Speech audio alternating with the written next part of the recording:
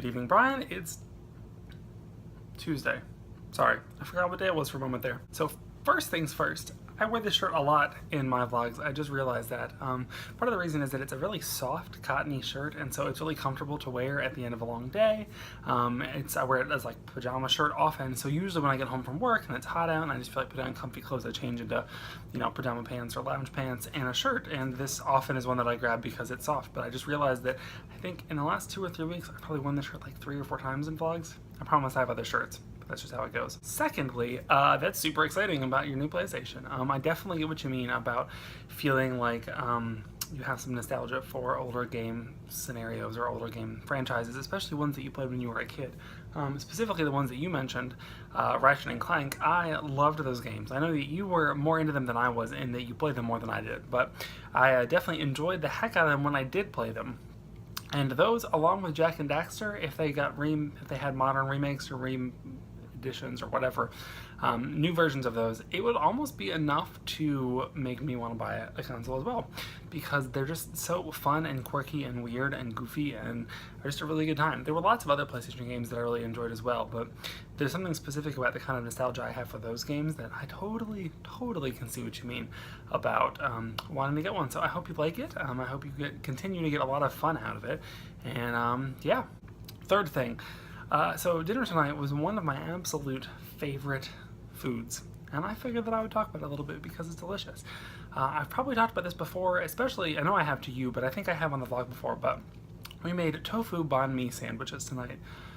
Oh man, these things are so good. Now, the general history of a banh mi sandwich is that it's a Vietnamese sandwich, but it's heavily influenced by French cooking techniques, because France colonized Vietnam for a while, and as well as other international cuisines are sort of adding flavors to it. And while I'm not necessarily saying that the recipe that we use is 100% or even 80% authentic to what a real Vietnamese banh mi is, it's fantastic and delicious for us, and I very much like it. We also tweak the recipe a lot, but I will include the recipe that we usually use in the description below, as long as you know that we often will go rogue a little bit and change things up, but this is the basic core structure of it. But one of the reasons that I love this sandwich so much is it touches on so many of the important flavor groups or flavor kinds that I feel like it really complements all the different elements of the sandwich complement themselves well. It's got this crusty bread, traditionally a baguette, although sometimes we use more like a hoagie or sub roll. But something that's like fluffy and has that chewy consistency in the center. We usually toast it, and then it's got sriracha mayo, which gives you sort of like that fattiness, but also the spiciness from the sriracha. We usually have a marinade or sauce for the tofu, and we usually use the one in the recipe. So it's sort of smoky and savory and umami-y, but it's also got a little bit of tanginess, a little bit of spiciness, a little bit of sweetness. It's got some toastiness from the toasted sesame oil. So the marinade on this tofu is just fantastic. I could eat, just pieces of the tofu with this for days.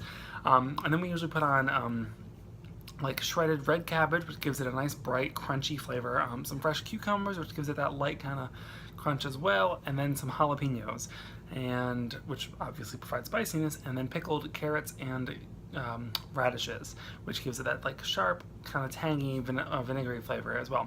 And this whole sandwich together, it's just one of the most satisfying meals that I can think of. It's one of my favorite things that we make, and we make it a lot.